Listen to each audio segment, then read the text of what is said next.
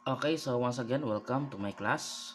And we're going to have this topic, methods of philosophizing, and we are now in part 2.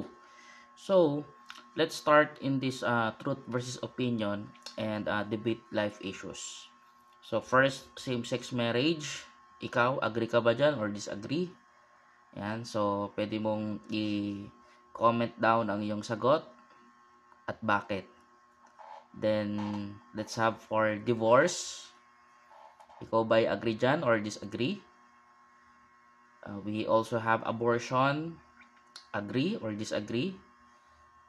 How about the death penalty? Especially nowadays na ang daming mga issue sa mga nakukurakot na pera ng bayan.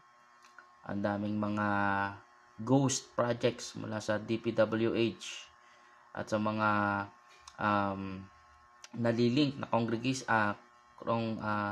ng mga politiko regarding sa mga nakukuha ng mga pondo na yan at hindi naman nagagamit para sa taong bayan. So, agree ka ba na ibalik ang death penalty?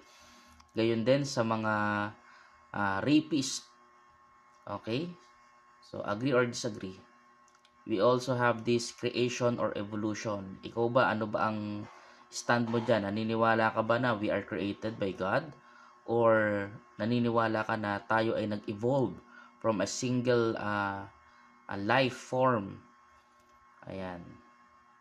Or pass or fail. Naniniwala ka ba na ang mga teachers ay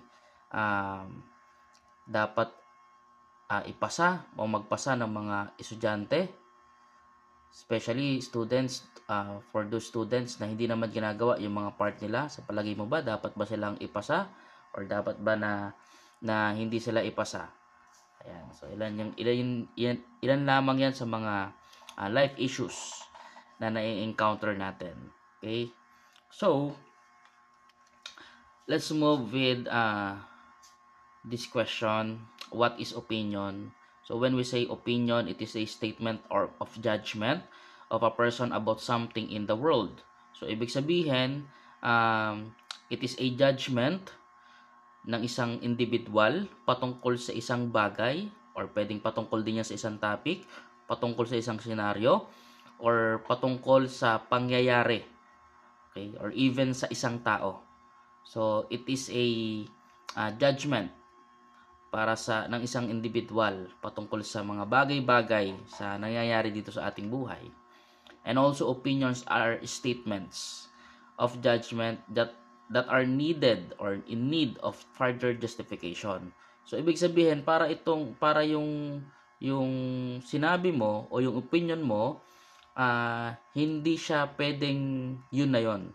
Ibig sabihin, kailangan pa ng further justification or further statement na pwede mong i-add para ma-justify yung statement na iyong binitawan. And it can be the truth. If there are enough supporting reason, pwedeng ito ay totoo kapag nasuportahan ito ng enough reason or ng mga dahilan or details to support it from criticism. So, ibig sabihin, kapag nakapagbigay pa ito ng mga informasyon na masusuportahan yung criticism or yung questionable nung statement na binitawan ng isang tao.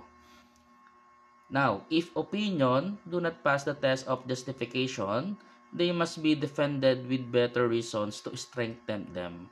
So, kung hindi siya nakapass para doon sa may test of justification, which is yung mga asking question regarding to sa statement na binitawan, ngayon, ang kailangan gawin dyan, they must be defended ng mga better reason or ng mas maganda na dahilan para mapagtibay o para mapatunayan yung claim or yung statement na binitawan ng isang tao.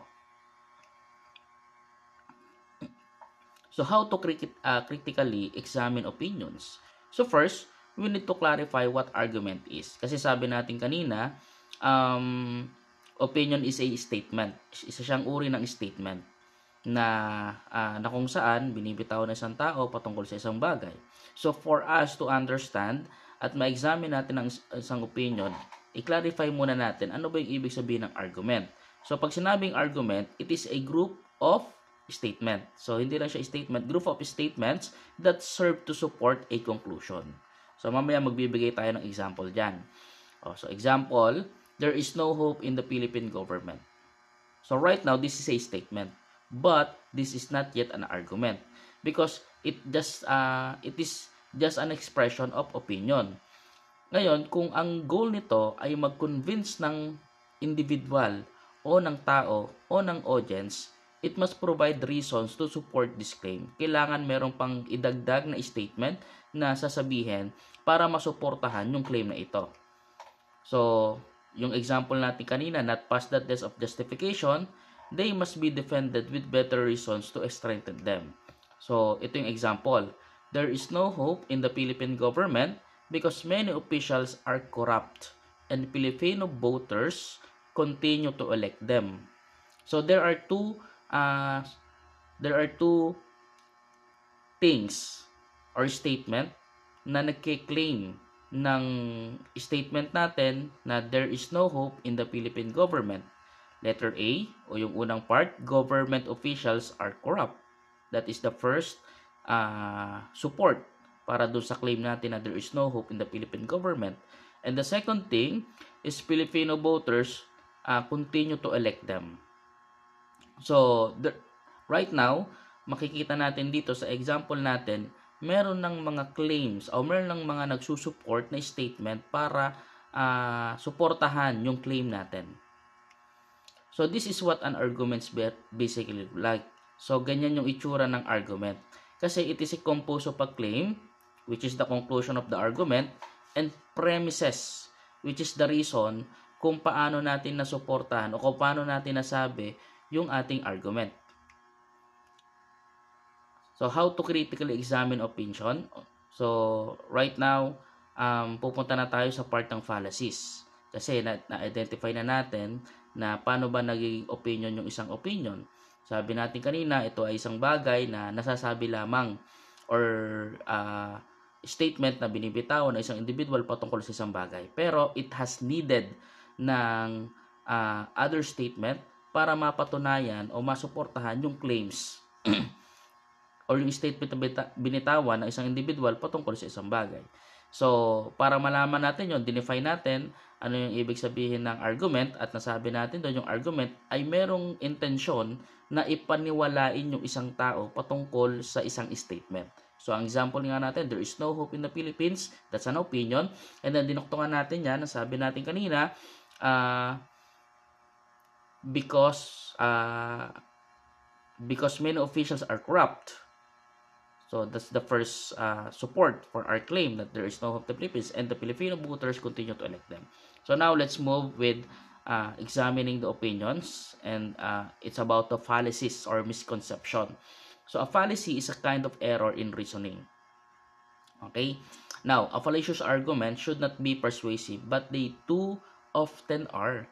So, yung fallacious arguments daw, yung mga fallacies na yan, hindi naman dapat yan nakakapag-persuade o nakapagpaniwala ng isang individual patungkol sa isang statement or patungkol doon sa kanyang opinion. Pero, sa maraming pagkakataon, it become often or often are nagiging persuasive siya. Ibig sabihin, nagiging kapani-paniwala siya.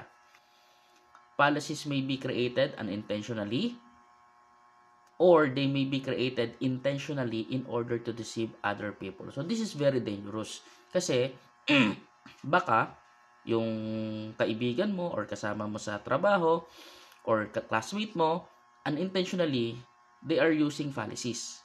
Pero, there are people who are really good at it. They are really manipulative na nagagamit nila yung fallacies intentionally para makapag-deceive ng ibang tao.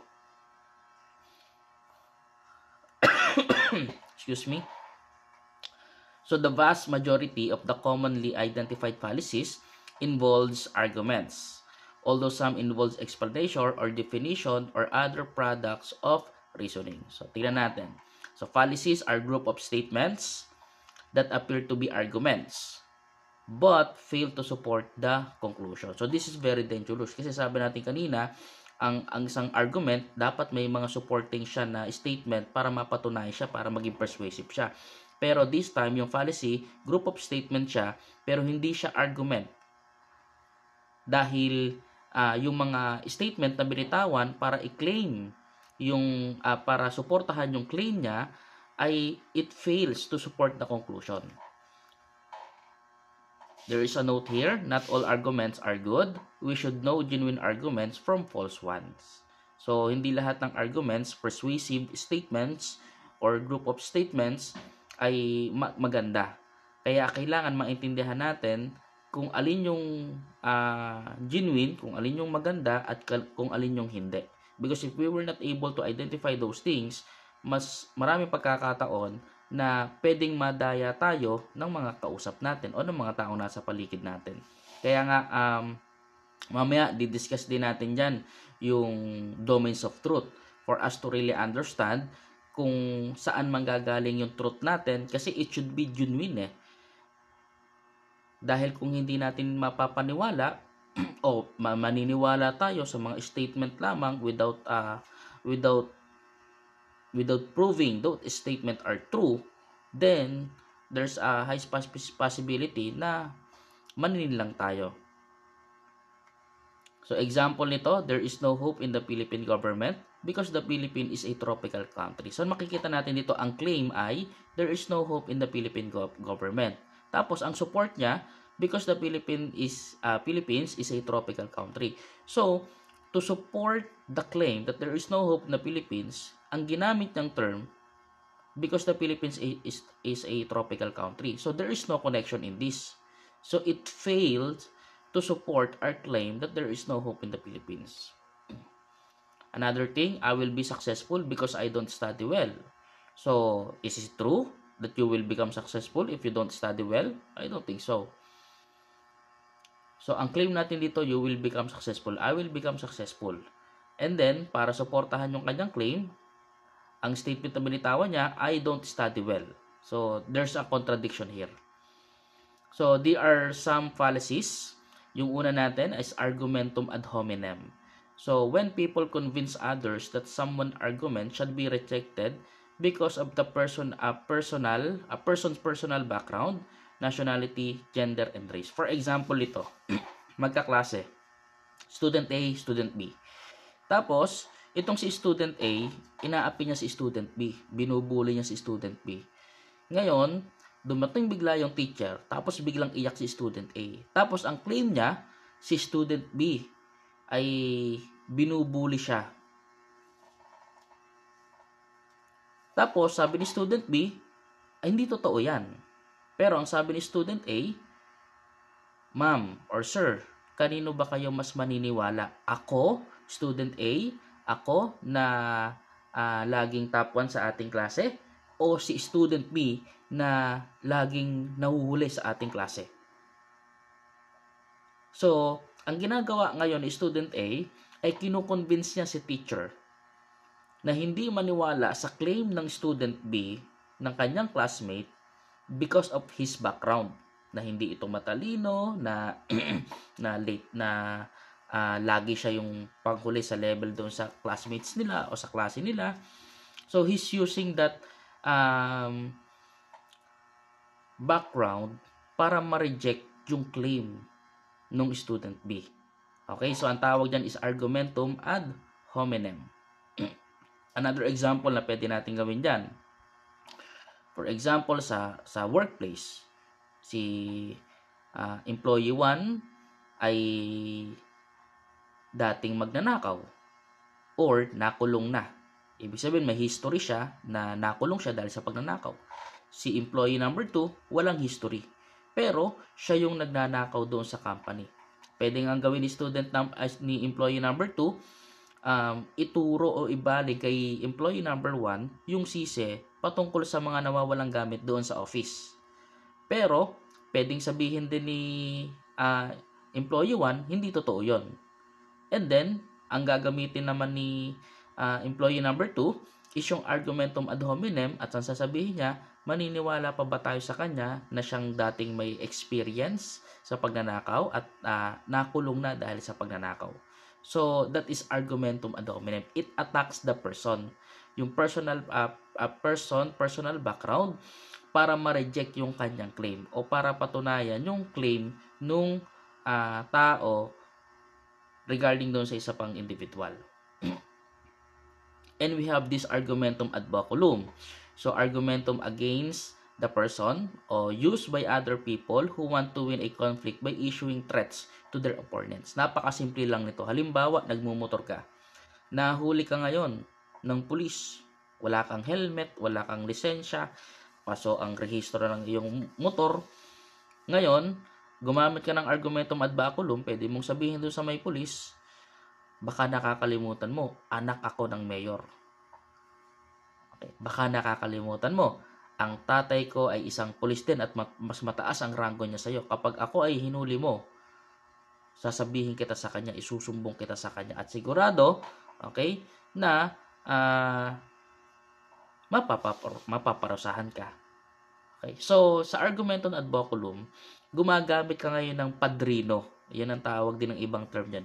Meron ka ng mga padrino na kung saan sila yung mga tao, individual, higher authorities na pwede mong gamitin para hindi mo ma-receive yung punishment or consequence doon sa isang bagay na mali mong ginawa.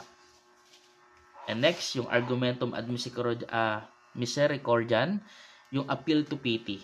So, people who want to win people over by manipulating their emotions. So, this is also very simple. For example, student,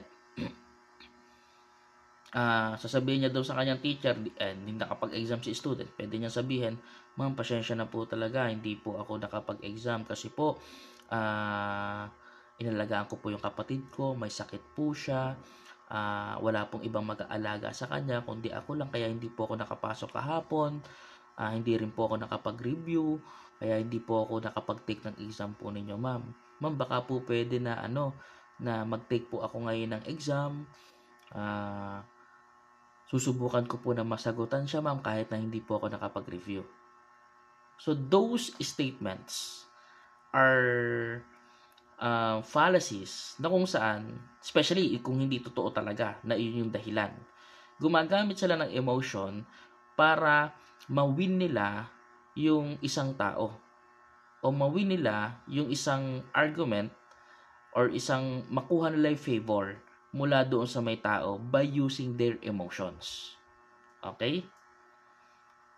And then we have this argumentum ad populum. Ito na may tinatawag na bandwagon fallacy.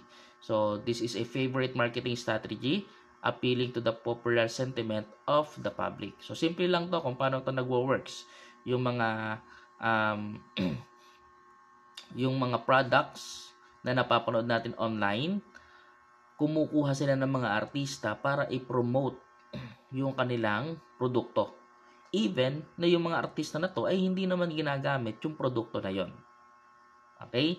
So, kasi nga, they using the appealing to the popular sentiment of the public. Dahil, itong mga tao na to, kilala na sila, sikat na sila, yung mga artista. So, ang kailangan na lang gawin ng mga company or nasa industry is i-hire sila to promote their products. Now, natignan na natin yung opinion, yung argument, and from the argument, there is a not good argument, tsaka good argument. Yung not good argument, pumunta tayo dun sa fallacies, and napag-usapan natin yung 4 na fallacies. Now, punta naman tayo ngayon sa truth versus opinion. Opinions are statement of judgment of person about something in the world. Sabi natin yan kanina. We should not take them immediately as true. So, hindi ibig sabihin, sinabi ng isang tao, totoo agad yun. We should always critically examine the opinion and its supporting arguments. So, kaya nga kanina, sinabi din natin, if there is an opinion, there should be another statement to support that claim. Ngayon, kung hindi enough yung evidence or yung supportive na statement, then yung claim or yung opinion is not true.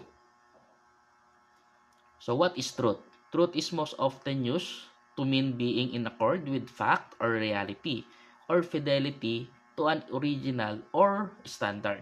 So, ito yung ginagamit na fact in reality, or original or standard doon sa isang instruction sa isang society, sa isang lugar. And truth is also sometimes defined in the modern context as an idea of truth to self or authenticity. So, mamaya madidiscuss natin yan, paano naging truth to self yan. Truth is usually held to be opposite to falsehood, definitely. So, para kaya nga ang tanong ko sa inyo, doon pa lang sa unang lessons natin, paano nagiging tama ang tama, at paano nagiging mali ang mali. At paano din naman, maaari bang maging tama ang mali at ang mali ay maging tama? Kung maaaring maging tama ang mali at ang mali ay maging tama, ano ba talaga ang tama? Okay? So, truth is suggestions to be a logical, factual, or ethical meaning. Kaya nga doon sa ilan sa mga discussion natin na pagdaanan na to claim something, nakadepende ang truth, depende doon sa may lugar, depende doon sa kultura nila, depende doon sa race ng isang tao, depende doon sa kinalakihan ng isang tao o kung nasa ang lugar man sila. It is not so much the truth that concerns philosophy, but rather the process, the way or process kung paano natin madidistinguish yung claims na yan na totoo yan or hindi totoo. Okay? So sa philosophy, it's not the truth that really concerns about philosophy, but kung paano malalaman yung truth at paano ma-identify kung ito yung truth at ito yung false. The truth is controvertible. Malice may attack it, ignorance may desire it, deride it, but in the end, there it is. Sabi ni Winston Churchill, hindi kasi makokontra yung truth. Whether you like it or not, yung truth, mananatiling truth. Pwedeng atakihin yung truth na yan. Pwedeng sabihin na hindi nila alam yung truth na yan. Pero ang dulo, nananatili yung katotohanan. When truth is on your side, you don't need support. Sabi ni Hrithik Roshan. So, kapag ka nasa side mo yung truth, you don't need the support. Tapos ang usapan. Because that is the truth. That is the truth. So, right now, to identify truth, let's move to domains of truth. Number 1 is yung scientific or objective truth. It pertains to the natural world that maintains a relative independence from the perspective and attitude of the human beings that perceive them. Ano yung example ng scientific or objective truth? For example, generally speaking, sa buong mundo, ang tao naniniwala kapag sinabi 1 plus 1 is equal to. Okay? So, ikaw, isang individual, sinabi mo, hindi, 1 plus 1 is equal to 3. That is contradict what is true. Why? Because in scientific truth, it already tells that 1 plus 1 is equal to. So, kahit anong claim mo na sabihin na 3 yan, 4 yan, or 5 yan, those are wrong claims. Because in scientific truth, it defines by what the science is saying about that matter. And then second thing is yung social domain of truth. Truth is analogous with a general agreement or consensus on what is right as opposed to what is wrong. Knowing what is normal, what is acceptable to others. Itong sa social domain of truth naman, para ma-identify siya as truth, ang ginagawa niya, ano ba yung sinasabi ng karamihan? Kapag ginagawa ng marami, truth yan. Okay? Kapag marami ang gumagawa, truth yan. Kapag marami ang nagsasabi, truth yan. Halimbawa, let's say sabihin natin ang claim natin na okay lang ang mag-live-in. Okay? Okay lang ang mag-live-in. Kasi marami ang gumagawa. So, sa social domain of truth, dahil marami ang gumagawa, truth yon. Another thing, okay lang ang abortion. Kasi marami ang gumagawa. So, sa social domain of truth, truth yon dahil marami ang gumagawa. So, kapag there are general agreement or general consensus sa isang lugar patungkol sa dapat ito yung tama at dapat ito yung mali, that is social domain of truth. And the number 3, personal domain. The truth is analogous to sincerity. I'm telling the truth. So, ibig sabihin, pag sinabing personal domain o to, para sa iyo, para sa akin, ito ang katotohanan. So, halimbawa, sinabi ko na ay okay lang ako na magsuot ng maiiksing mga revealing na clothes. Okay? So, kasalanan nila o kasalanan ng mga lalaki kapag nabastos ako. So that is a claim, a personal claim about what is true. So the statement is consistent with inner thoughts and intention, authentic, self-knowledge, and self-reflection. So I have to note this, self-knowledge and self-reflection. So it is personal. Kaya nga from the word is a personal domain of truth. Kung ano yung sinabi ko na para sa akin ay tama, yun ang tama. So kung ako ay naniniwala na okay lang magsama ng hindi pa kasal, mag-live-in, so para sa akin, that is true. Whether people like it or not. Whether ginagawa ito ng marami o hindi. Okay lang sa akin na bilang isang kabataan, magsuot ako ng mga revealing clothes. And for me, that is true. Because that is for personal domain. Okay? So, according to Richard Rorty, it can be understood by using procedures of justification para ma-justify natin yung truth. So, paano yan? So, ito yung ilan sa mga example. So, how to justify the truth? For domains of truth, scientific and objective domain tested to empirical evidence. So, we use experiments dyan. Pagdating naman sa social domain of truth, acceptability to a particular group, particular time in the history. So, kung tinatanggap ito ng grupo, it is truth. At kung ito ay may kinalaman in a particular time in the history, it is truth. Okay. And then, we have this personal domain. So, consistent na yun yung pinaniniwalaan mo na truth and authenticity of the person who claims it.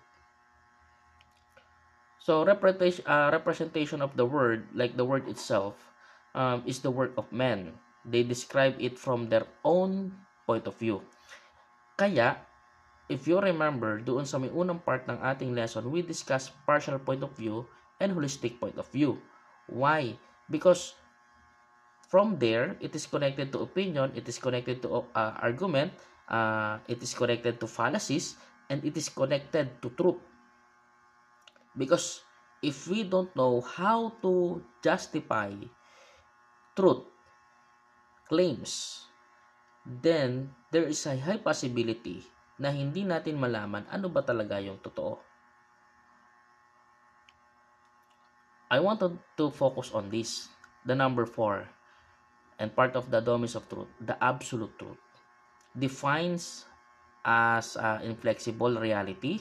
It is fixed, invariable, unalterable facts, true at all times. Kasi ito yung, kung maalala nyo, ang tanong ko, papaano nagiging tama ang tama at ang mali ay mali? Alam nyo, nagiging tama ang tama at ang mali ay mali base sa basehan nito. Kung ang basehan nito ay scientific domains of truth, nagiging tama ang tama. Kung ang basehan nito ay social domain of truth, nagiging tama ang tama. Kung ang basehan nito ay personal domain of truth, nagiging tama ang tama at ang mali ay mali, etc. The same thing, pero ito yung susunod na tanong. Maaari bang maging tama ang mali at ang mali ay maging tama? Kung maaari palang maging tama ang mali, tama ba talaga yon? Kaya merong absolute truth. It is defined in flexible reality. Ibig sabihin, whether the science believe in it or not, if the absolute truth said na ito yung standard, then mananatili siyang true. Kapag yung absolute truth sinabi na ito, pero hindi naniniwala ang social domain of truth, sa absolute truth, iyon pa rin ang totoo. Kapag sa personal domain of truth ay hindi nag-agree sa absolute truth, mananatili pa rin ang absolute truth. So it is true at all times. And para sa akin, bilang isang tao na naniniwala na I am created by God, who is the author of my salvation, at the same time who created the universe. He is creator of all creatures. He is uncreated. He is all powerful. Now, the God that I'm talking about is the God that is in the Bible. So para sa akin, His words are the absolute truth. So whether people like it, believe on it, or hindi maniwala dito, mananatili ito totoo. It is true at all times. So if the people says, okay lang mag-divorce, okay lang ang mag-abortion, okay lang na magsama, mag-live-in. Even the science prove it, even social domain prove it, even personal domain prove it, but if it's not inclined on what is saying on the Bible, which is for me is absolute truth, then all of those things are not true. Kasi kung maaari palang maging tama ang mali, so hindi talaga tama yon. Dahil ang tama ay tama at ang mali ay mali. So para lang yung white lies. Tama ba ang white lies? Sasabihin ng iba, oo, pero hindi. Kasi lie nga yun eh. From the word itself, lie pa rin yun. Nagsinungaling pa rin yun. Tama ba na magsinungaling? Hindi. So, kahit sa anong kaparaanan ng pagsisinungaling, mali ang magsinungaling. Okay? So, that's for absolute truth. So, how questioning helps you in acquiring new knowledge? So, first, questioning giving birth to more questions and leading to more answers. Kaya nga in philosophy, we should ask questions. And we should learn how to ask questions because it will lead to more answers. Questioning is the most important tool in philosophizing. It is thinking outside the box. And that's how our theologians, our scientists na nakarating sa part na i-question yung mga pangyayari or yung mga nakikita nila na nag-lead sa mga answers na up to now ay nagagamit natin. So, for effective questioning, meron tayong tinatawag na 4WH or WH question. Yung who, what, why, where, and how. Okay? So, what is the greatest question you ever had about your life? So, what? Okay? Why? Ayan. So, bakit? Bakit yan yung pinaka-greatest question that you ever had about your life? Ngayon, kung sakaling may greatest question ka about your life at hindi to nasagot, dyan na mapupunta ngayon yung metaphysical unease. But before that, there is a God-given question in the heart of every person, and it can never be answered by anyone or anything, which can only answer by God made known through Jesus Christ. Naniniwala ako na ang tao, simulat nung unang panahon pa, naghahanap sila ng someone na sasambahin nila. Because innate sa atin ng mga tao, na isipin natin, there is higher being sa atin, na nag-create sa atin. That is why it is embedded to every person na merong sambahin. Because that is the DNA that God has put to each individual. Kaya nga mapapansin mo, hindi pa nakakarating ang Christianity dito sa Pilipinas. Ang mga ninuno natin, meron na silang sinasamba. May mga anito o anita, may mga bundok, may mga lawa sila na sinasamba. Bakit ganon? Dahil nga innate at embedded sa mga tao na merong higher being na kailangan sambahin sila. And through Jesus Christ, through God, and through the Son of God, which is Jesus Christ, everything was created. At ang lahat ng yan ay model at nagpapatunay that there is God who created everything on it. Kasama ako doon, kasama ka.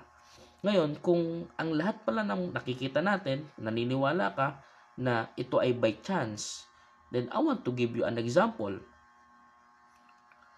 Yung cellphone ba, pag binaklas ko yung SIM card, tinanggal ko yung battery, tinanggal ko yung casing, maniniwala ka after 1 million years, kusang pupunta yung SIM card doon sa slot ng cellphone, ng SIM card. Kusang pupunta yung battery doon sa slot ng battery ng cellphone. At kusang sasarado yon. At kusang mag-power on para mabuo yung isang cellphone. I don't think so. Kasi ang isang life form, isang non-living things, walang kakayahan para mag-provide o manganak ng living things. Lahat sila walang buhay at mananatiling walang buhay yon. Tanging ang may buhay lamang ang may kakayahan na mag-create ng panibagong buhay.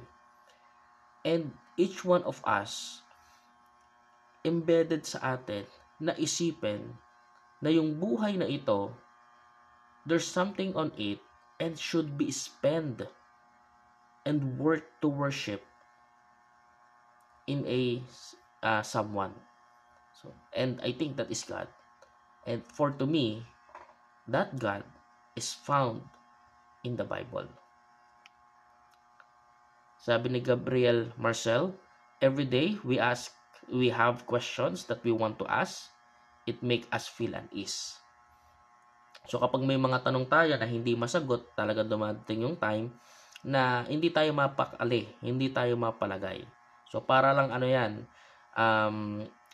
yung taong mahal mo, magka-chat lang kayo kanina, tapos nag-ask ka ng question sa kanya, biglang hindi na nag-reply. So hindi ka mapakali ngayon, ano ba nangyari? Bakit biglang hindi siya nag-reply? Hindi ba nagustuhan yung sinabi ko? Ayaw na ba niya sa akin? Napahamak kaya siya kaya hindi na siya nag-reply? So there is a feel of unease. Hindi tayo mapalagay. Ngayon, philosophical questioning begins with a metaphysical unease. Ano yung ibig sabihin niyan? It means that the scope of questionings we ask covers something broader and deeper. So yung scope, yung lawak nung pagtatanong natin ay patuloy na lumalalim, patuloy na lumalawak. Beyond what we physically see because of asking questions. So question giving birth to another questions, and also in metaphysical unease, philosophical questioning may appear to be useless, but there's value in philosophizing. It is important not to be dogmatic. So pag ano ba ibig sabihin ng dogmatic? Kasi doon sa metaphysical unease, unease tayo, hindi tayo mapalagay asking questions. Kapag hindi nasasagot yung tanong natin and we continually ask questions, and when we continually ask questions, lalong lumalawak yung scope nito, lalong lumalalim yung scope nito. Ngayon, there are possibilities because of the knowledge that we gain. Magkaroon tayo ng maging dogmatic tayo. Pag kasi sinabing dogmatic, sarado na yung isipan mo sa mga ideas na naririnig mo sa paligid mo na nagiging dahilan para hindi ma-challenge yung paniniwala mo. So it is a stubborn refusal to consider challenges to your own ethical point of view. So pag halimbawa, naniniwala ka, hindi ako naniniwala na there is God. Tapos there are people who are discussing to you paano nagkaroon ng Diyos, paano siya nag-i-exist, ano yung contribution niya sa tao, paano niya kinreate ang universe, and then suddenly you cut that person because you don't want to be challenged ang iyong point of view o yung iyong paniniwala. So that is dogmatism. When you are dogmatist, you refuse to consider challenges to your beliefs, values, and actions. Okay. That is why, meron din tinatawag na apologetics. Okay, sa apologetics naman yon, although hindi natin, wala yun dito sa ating PowerPoint presentation, yung apologetics naman is defending your belief, defending your values, defending your actions. Okay? So, again, what is philosophy? For to me, philosophy is about the correct way of living. Kasi sabi nga natin, philosophy is the love of wisdom. At the same time, philosophy leads to ask more questions. And I think when we ask questions, more questions about life, then I think we will have this opportunity to gain wisdom, to gain knowledge. At para sa akin, philosophy is about the correct way of living. Why? Because correct way of thinking, you ask questions, you know what is opinion, what is truth, you know what is argument, you know kung tama ba yung argument na yon o hindi tama yung argument na yon. So, correct way of thinking will lead to correct way of reasoning. If you know how to think correctly, then you know how to reason correctly. Now, if you know how to reason correctly, then correct way of reasoning will lead to correct way of response. It is the hands. How are you going to respond? So, if you know how to think correctly, then you know how to reason correctly. And because you know how to reason correctly, it will lead to correct way of response. For example, nagmumotor ka, bigla kang kinat. Okay? So, correct way of thinking. Ano yung dapat mong gawin? Okay, baka nagmamadali siya. Okay. Baka hindi ko lang napansin, may side mirror pala, hindi ko siya nakita. Correct way of reasoning. And then correct way of response, hindi ko na lang pansinin. Okay? So, correct way of response and correct way of response will lead correct way of living. Okay? So, it all starts here. It starts on how we think, on how we perceive things in a partial point of view, holistic point of view, on about the opinion, about the truth, about sa argument, okay, about sa fallacies. So, if we know how to think correctly, then it will lead to correct way of living. So, it is not just acquiring knowledge or information. It is not just about the process of knowing what is truth and opinion, but it also the courage to apply what you have learned in the process of gaining those knowledge or wisdoms. The methods of philosophy leads to wisdom and truth. So what is wisdom? Consists of acknowledging the limits of this knowledge and the limits of the things he knows for certain. Alam mo kung ano yung alam mo at hindi mo alam. Alam mo kung ano yung alam mo at hindi mo alam kung ano ang hindi mo alam. Kasi nga hindi mo alam eh. Ngayon, wag nating isipin na alam na natin lahat ng bagay. Wisdom is acknowledging that we have the limits sa mga kaalaman na mayroon tayo. For example, sa isang classroom, kung 30 kayo doon, sigurado ako na ang bawat isa doon ay merong nalalaman at merong kakayahan na hindi mo kayang gawin. So kung 30 kayo doon, there are already 29 things that you didn't know. So yung wisdom is acknowledging that not everything ay alam mo. Knowledge that is gained by having many experience in life. So wisdom is also knowledge na nag-gain having many experiences in life. Kaya nga mahalaga, madalas may mga mentors tayo na kung saan nakikinig tayo sa mga payo nila sa atin dahil somehow yung mga pinapayo nila na yon ay mga experience, ay mga lessons that they experience o natutunan sa mga experiences nila sa buhay. Kaya ikaw, bilang isang estudyante, kapag ikaw ay napagsasabi ng iyong magulang, malamang sa malamang, napagdaanan nila yung bagay na yan. And they don't want you to experience the pain or the failure that they experienced before nung ginawa nila yung bagay na gusto mong gawin. Knowledge of what is proper or reasonable, good sense, or judgment. That is for wisdom. Yung knowledge naman kasi is information or understanding or skill that you get from experience or education. So, it's just an information or data or understanding into something. Pero si wisdom kasi, there are kasama na yung experience. Kasama na doon. And knowledge is awareness of something, that is state of being aware of something. So, yung knowledge is, you can be knowledgeable in something. It could be an expert, masters, craftsmen, trivia buffs, perhaps your neighbor who says, "Hey, did you know that?" O, alam nyo ba, si ganito, si ganyan, si ganyan. O yung mga chismosa dyan, alam na lahat nila. Those are knowledge. And the Proverbs chapter 9 verse 10 says, "The fear of the Lord is the foundation of wisdom. Knowledge of the Holy One results in good judgment." Now, I want to discuss this because for many times, akala natin, the fear of the Lord is having na, ay, ayoko makita si God kasi nakakatakot siya, baka pagalitan niya ako, baka parusahan niya ako dahil ako yung makasalanan. No.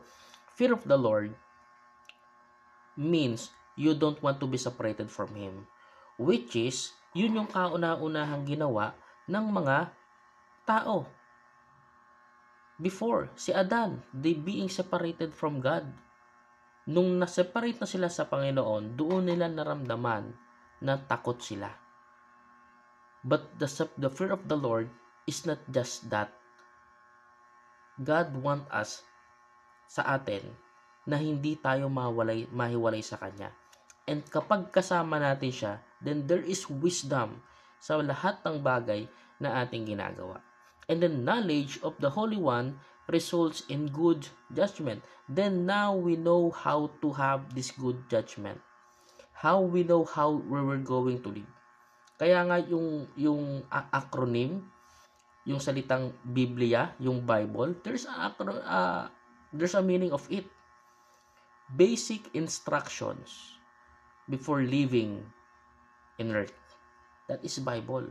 Those are basic instruction bago tayo tuluyan o mamuhay dito sa mundo. I think that's all for this lesson. And if you have questions, don't hesitate na mag-ask sa ating group chat. And